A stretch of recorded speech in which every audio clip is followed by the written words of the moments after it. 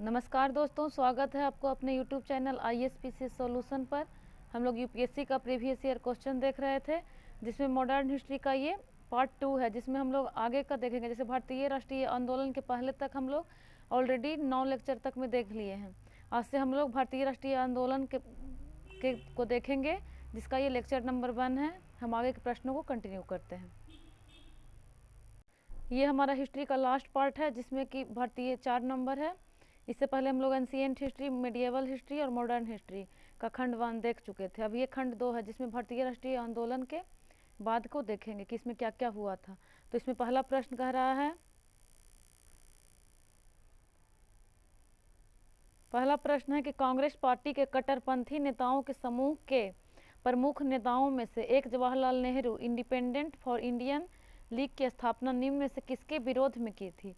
ए में है वित्त आयोग, बी में है राष्ट्रीय विकास परिषद, सी में है नेहरू रिपोर्ट, डी में है भारत का संविधान। तो इसका राइट आंसर क्या हो जाएगा? इसका राइट आंसर है सी, नेहरू रिपोर्ट। नेहरू रिपोर्ट किसने तैयार किया था? तो ये मोतीलाल नेहरू ने किया था तैयार।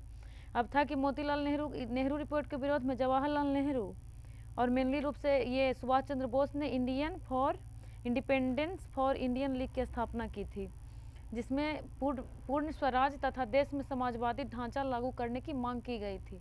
पूर्ण स्वराज का प्रस्ताव कब पारित हुआ था? ये भी पूछता है कभी कभी। तो पूर्ण स्वराज का प्रस्ताव हुआ था 1929 में, लाहौर अधिवेशन, रावी नदी के तट पर। लाहौर अधिवेशन में रावी नदी के तट पर 12 बजे रात्रि में तिरंगा झंडा फहराया गया था। यानी कि इसका क्या हो जाएगा? नेहरू रिपोर्ट राइट आंसर हो जाएगा। नेक्स्ट प्रश्न पे चलते हैं। नेक्स्ट कह रहा है कि निम्नलिखित में से कौन एम.एन. राय की उत्प्रवासी साम्यवादी पत्रिका थी? ए में है किसान सभा, बी में है द वर्कर, सी में है बैगार्ड, डी में है अनुशीलन। तो इसका राइट आंसर क्या हो जाएगा? एम.एन. राय की उत्प्रवासी साम्यवादी पत्रिका थी, तो इसका हो जाएगा सी, बैगार्ड। अब इसमें इसका आंसर बैगार्ड हो गया। हम लोग एम.एन. राय के बारे में थोड़ा सा देख लेते हैं। तो इसमें क्या हो जाएगा कि एम.एन. राय जो थे, भारत में साम्यवाद के संस्थापक थे। साथ ही उन्होंने अक्टूबर 1920 में ताशकंद में भारतीय कम्युनिस्ट पार्टी यानी CPI की स्थापना की थी। ये भी पूछा कि भारतीय कम्युनिस्ट पार्टी के संस्थापक कौन थे, तो ये हो जाएगा आपका एम.एन. राय। साथ ही इसमें पूछ सकता है कि इन्होंने कहाँ बैगार्ड की स्थापना किया था, तो जर्मनी में किए थे। साथ ही इनके एक पत्रिका और है, क्या उसका नाम है? मोसेस। मोसेस का भी प्रकाशन जर्मनी से करते थे। यानी कि मोसेस हो गया और बैगार्ड क्या हो जाएगा? एम.एन. राय की उत्प्रवासी साम्यवादी पत्रिका। तो इसका आंसर है बैगार्ड। नेक्स्ट प्रश्न पे चलते हैं।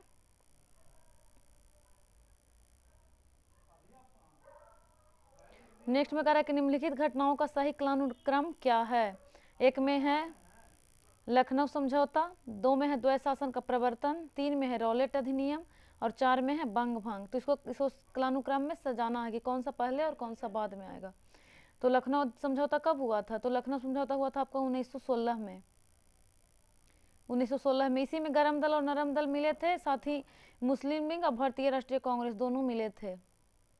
इसकी लखनऊ समझौता का अध्यक्षता किसने कर्म कर रहे थे कांग्रेस अधिवेशन में? तो अंबिका चरण मजमूदार। ये भी पूछता है, अंबिका चरण मजमूदार। और कब बट दोनों में विभाजन हुआ था? तो 1907 के सूरत अधिवेशन में। ये हम लोग पिछले लेक्चर में भी देख चुके थे। उस समय रास बिहारी घोष कर रहे थे अध्यक्षता, रास बिहारी घोष।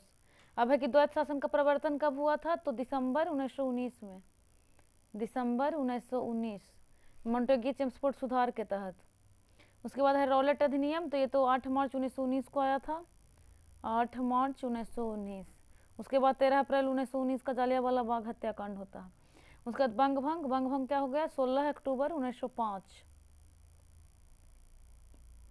यानी कि लॉर्ड कर्जन के समय हुआ था ये।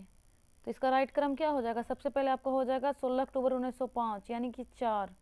तो 4 इसमें है, 4 इसमें है, तो ये दोनों तो कट जाएगा। उसके बाद क्या हो जाएगा? 4 के बाद लखनऊ समझौता 1916, यानी 4 के बाद 1 हो जाएगा। उसके बाद रॉलेट हो जाएगा, यानी ये 8 मार्च को ही हो गया था, जबकि द्वैत शासन का प्रवर्तन दिसंबर 1919 में हुआ था।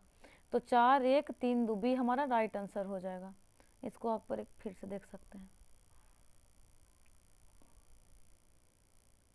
बंग भंग था 1905, लखनऊ समझौता 1916, रॉलेट अधिनियम मार्च 19, और ये हो गया आपका द्वैत शासन का परिवर्तन दिसंबर 1919, यानी कि राइट आंसर हमारा वी हो गया। नेक्स्ट प्रश्न पे चलते हैं। नेक्स्ट कर रहा है 4 नंबर कि स्वतंत्रता आंदोलन के क्रांतिकारी आतंकवादियों का पहला महत्वपूर्ण साहसिक कार्य बर्रा डकैती का स्थान था। ए में है बम्बई कर्नाटक में, बी में है पंजाब में, सी में है पूर्वी बंगाल में, डी में है मद्रास प्रेसिडेंसी में। तो बर्रा डकैती का स्थान क्या था? तो 4 का हो जाएगा पूर्वी बंगाल में। बर्रा डकैती कब हुआ था? तो 1908 में हुआ था। 1908 में बर्रा डकैती पूर्वी बंगाल में पुलिन दास के नेतृत्व में ढाका अनुशीलन समिति के युवकों ने डाली थी। यानी कि इसके मेन नेतृत्वकर्ता कौन थे? पुलिन दास। और ये ढाका अनुशीलन समिति के युवक ने किया था बर्रा डकैती पूर्वी बंगाल में। नेक्स्ट प्रश्न पे चलते हैं। नेक्स्ट कह रहा है कि महात्मा गांधी ने 1930 में सविनय अवज्ञा आंदोलन का आरंभ किया था। ए में है सेवाग्राम से, बी में है दांडी से, सी में है साबरमती से, डी में है वर्धा से। बहुत इंपॉर्टेंट प्रश्न है, बहुत कंफ्यूजन होता है इसमें। तो कब कहाँ से किए थे सविनय अवज्ञा आंदोलन की शुरुआत? तो इसका राइट आंसर क्या हो जाएगा 5 का? तो इसका हो जाएगा सी साबरमती से। कब हुआ था? तो 12 मार्च 1930 को। 12 मार्च 1930 को। ये इसमें देख सकते हैं कि जैसे कि महात्मा गांधी ने सविनय अवज्ञा आंदोलन का प्रारंभ साबरमती से दांडी तक यात्रा करके किया था। और दांडी पहुंच के 6 अप्रैल को दांडी पहुंचते हैं। 12 मार्च को शुरू करते हैं और 6 अप्रैल 1930 को दांडी पहुंचकर नमक बनाते हैं और नमक कानून तोड़ते हैं। इसे ही दांडी यहीं से दांडी मार्च का फिर शुरुआत माना जाता है।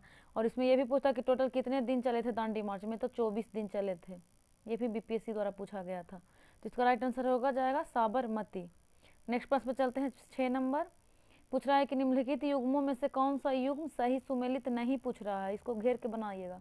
तो क्या हो जाएगा? ए में कह रहा है कि जमनालाल बजाज वर्धा का सत्याग्रह आश्रम, बी में है दादा भाई नौरोजी बम्बई एसोसिएशन, सी में है लाला लाजपत राय लाहौर का राष्ट्रीय विद्यालय, डी कह रहा है बाल गंगाधर तिलक सत्य शोधक समाज। तो कौन सा सही सुमेलित नहीं है पूछ रहा है? तो ए में है जमनालाल बजाज वर्धा का सत्याग्रह आश्रम, तो ये तो सही है। बी कह रहा है कि दादा भाई नौरोजी बम्बई एसोसिएशन, तो ये भी सही है। सी कह रहा है लाला लाजपत राय लाहौर का राष्ट्रीय विद्यालय, ये भी सही है। डी कह रहा है बाल गंगाधर तिलक सत्य शोधक समाज, तो ये गलत है। सत्य शोधक समाज का स्थापना किसने किया था? तो सत्य शोधक का हो जाएगा आपका ज्योतिबा फुल्ले ने। ज्योतिबा फुल्ले कब किए थे? 1873 में। 1873 में। तो इसका राइट आंसर हो जाएगा डी कि कौन सा सही नहीं है? तो ये डी नंबर। नेक्स्ट पे चलते हैं। 7 नंबर इसमें कह रहा है कि सन 1922 के साराबंदी यानी कोई कर नहीं साराबंदी अभियान का नेतृत्व किया था। ए में है भगत सिंह ने, बी में है चित्तरंजन दास ने, सी में है राजगुरु ने, डी में है वल्लभ भाई पटेल ने। तो 22 में साराबंदी का अभियान का नेतृत्व किसने किया था? तो इसका हो जाएगा आपका डी वल्लभ भाई पटेल ने। 1922 में कहाँ किया था? गुजरात में आपका किया था। गुजरात में किया था। साथ ही इसी में कर नहीं कर मत दो का नारा भी लगाया गया था। कर मत दो यानी कोई कर नहीं।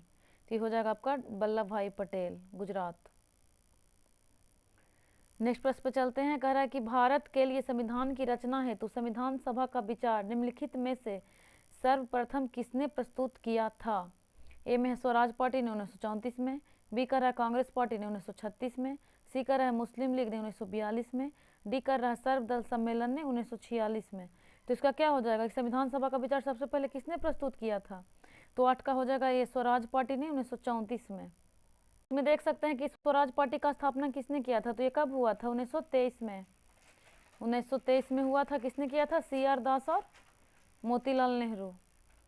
सी आर दास एंड मोतीलाल नेहरू। मोतीलाल नेहरू ये असहयोग आंदोलन वापस ले जाने के विरोध में किए थे ये लोग, सी आर दास और मोतीलाल नेहरू ने। नेक्स्ट कह रहा है 9 नंबर की स्वतंत्र भारत में ब्रिटेन की प्रभुता बनी रही।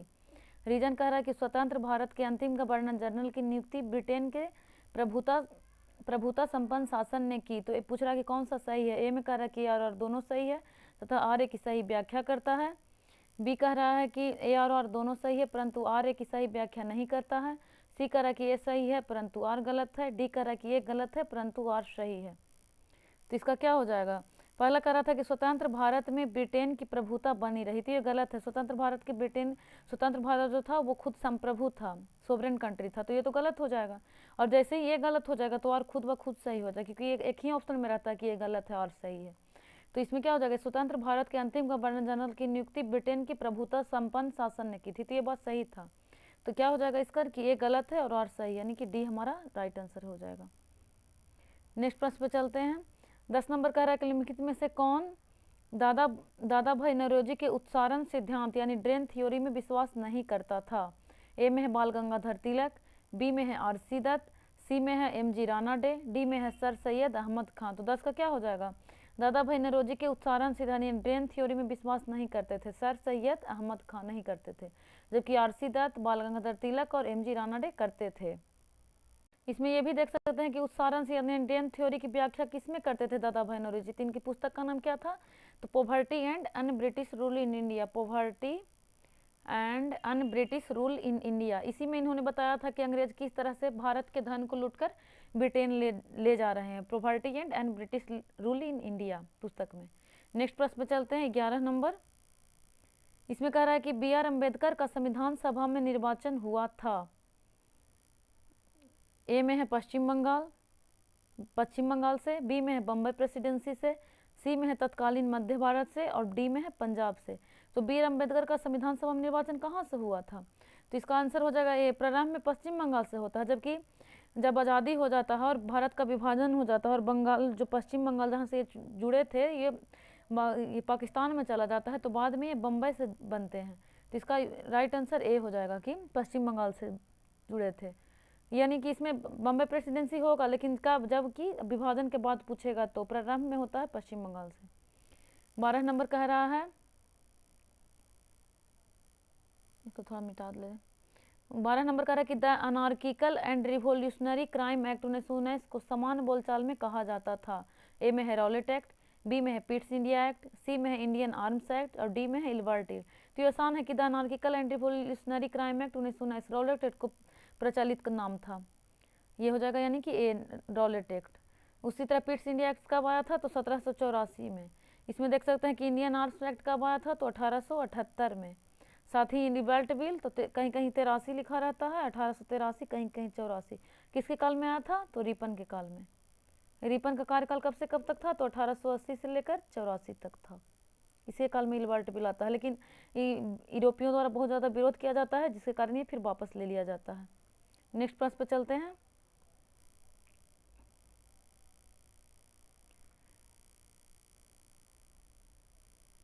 थर्टी नंबर कह रहा है कि 1930 से 32 ईस्वी की अवधि में भारत और ब्रिटेन के राजनेताओं की लंदन में हुई बैठकों को प्रायः प्रथम, द्वितीय और तृतीय गोलमेज सम्मेलन के रूप में उल्लेख किया जाता है। उनका इसी रूप में उल्लेख गलत होगा क्योंकि इनमें से दो में राष्ट्रीय कांग्रेस ने भाग नहीं लिया।